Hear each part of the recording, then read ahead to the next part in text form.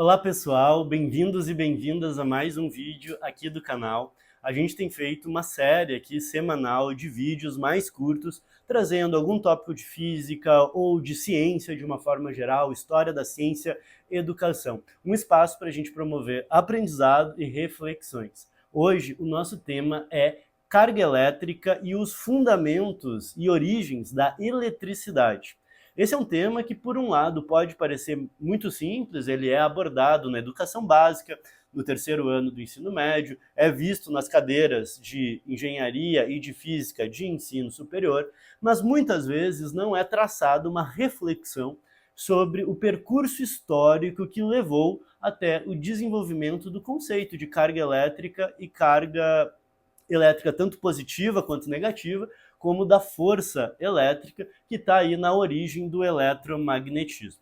Não traçar essa reflexão faz muitas vezes com que a gente trate como óbvios conceitos que não são nada óbvios. Às vezes a gente vai para o laboratório e os alunos já sabem os conceitos de eletromagnetismo, você faz um experimento e o que está acontecendo? O que você está vendo? E a pessoa já narra a descrição teórica, tem cargas passando de um lado para o outro, aqui repele com aquilo, e enxerga já o fenômeno teorizado. Se a gente tenta fazer um esforço, né, um exercício de dar um passo para trás na história, e não fingir que a gente não conhece o conceito de carga, a gente pode se dar conta de que estar diante de vários fenômenos que são tão distintos, não é tão óbvio que esse conceito vai aparecer de forma tão nítida e, de fato, há uma série de confusões ao longo da história do conceito de carga e de força elétrica, que é o que eu quero mostrar hoje. Como que o conceito de carga foi construído, algumas das suas nuances e como se chegou até o conceito de força elétrica. Antes da gente começar a nossa mini aula, segue aqui o perfil se você ainda não nos acompanha, deixa seu like, comenta, que isso nos ajuda a chegar a mais pessoas e levar conhecimento sério, de qualidade e acessível. Bom, para a gente começar o nosso curso, eu quero começar sugerindo o livro do professor André Assis, Os Fundamentos Experimentais e Históricos da Eletricidade. É um livro que vocês encontram de forma aberta e gratuita na internet, é só procurar pelo título e pelo nome do autor. E é um livro excelente para quem quer entender eletricidade, eletrostática nos seus fundamentos de forma muito profunda. De onde vêm os estudos da eletricidade? Quando que a gente começa a olhar e pensar ou reconhecer que há fenômenos elétricos? Uma obra apontada por muitos autores como um marco fundamental é o livro De Magnete, do pesquisador William Gilbert. Esse texto, gente, foi escrito, ó, dá para ver aqui na tela, em 1678. Então, em 1678, você já tinha um livro que registrava a existência de certas rochas que apresentavam um fenômeno de repulsão ou de atração. Mais interessante ainda, nesse livro aqui, você tem uma série de descrição de materiais diferentes que fazem esses processos de ou se repelem ou se atraem, e já tinha o reconhecimento de materiais elétricos, como o âmbar. Em grego, âmbar é elétron, então existiam os materiais que se comportavam como âmbar, e já havia conhecimento da magnetita. A magnetita, né, os ímãs, também tem um fenômeno de repulsão e atração, mas daí a orientação desse sólido importa, né? Na linguagem contemporânea, norte com norte vai repelir, sul com sul vai repelir, e quando eu tiver norte com sul se atrai. No caso elétrico, não. Se eu tenho duas coisas eletrizadas, ou elas se atraem ou elas se repelem, independentemente de sua orientação. Isso tudo já está muito bem registrado, muito narrado na obra do William Gilbert. Há um grande compêndio de informações sobre objetos que possuem propriedades elétricas, obviamente não utilizando esse nome. Para se chegar, para se avançar, né, num estudo ou na proposição do conceito de carga, vale a pena a gente mencionar os estudos do Dufay. Aqui eu estou mostrando um artigo da área de ensino de física e, gente, existem vários outros pesquisadores, né, contemporâneos que também estão pesquisando, mas aqui são marcos importantes. O Dufay fica conhecido por se dar conta que há dois tipos de carga elétrica, mas ainda não é uma carga positiva e uma carga negativa. É só o reconhecimento, né, de que há certos materiais que se repelem entre si, há um outro conjunto de materiais que se repelem entre si e que materiais de um grupo atraem o outro e vice-versa.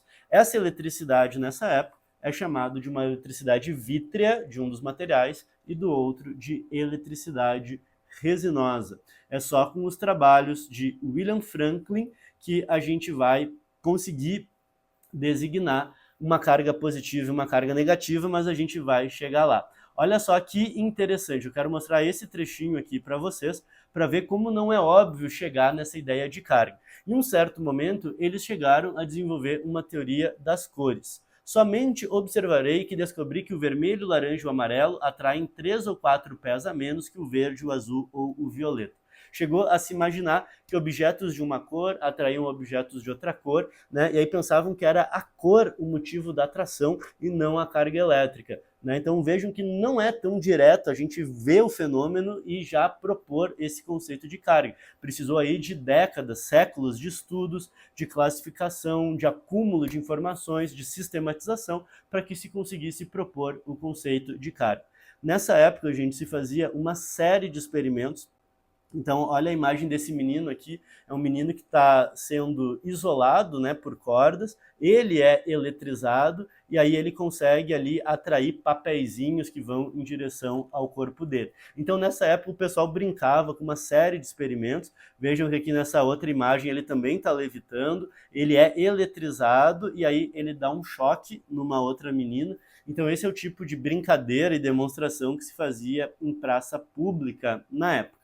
Só depois, com o Franklin, aí sim, aqui é uma carta do Franklin, também nos estudos aqui em traduções da área de ensino de física, em que ele menciona pela primeira vez a existência de carga positiva e negativa. Então, se a gente pegar o trabalho do Franklin, que é de 1747, e comparar com o trabalho do William Gilbert, você tem aí um século praticamente até você ter mapeamento de materiais e finalmente chegar no conceito de uma carga positiva e negativa.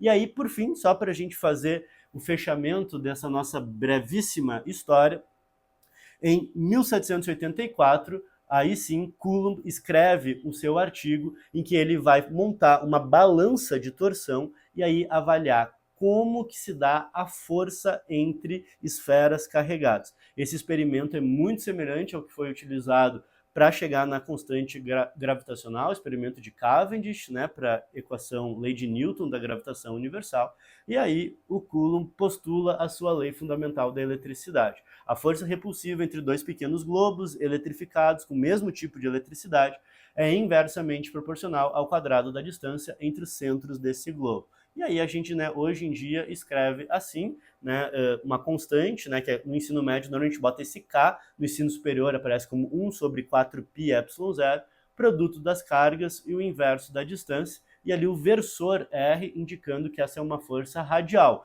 apontando para fora se as cargas forem ou positivas ou negativas, ou para dentro se uma for positiva e a outra for negativa. Veja que normalmente na escola a gente já joga diretamente essa última equação, mas por trás dessa equação você tem aí pelo menos um século de muito estudo, de muita sistematização, de acúmulo de dados, de análise, de idas e voltas, até que você possa construir o conceito de carga, o conceito de dois tipos de carga, o conceito de que carga uma é positiva e a outra é negativa, e depois finalmente chegar e elaborar uma lei que dá o comportamento da força elétrica em relação às cargas.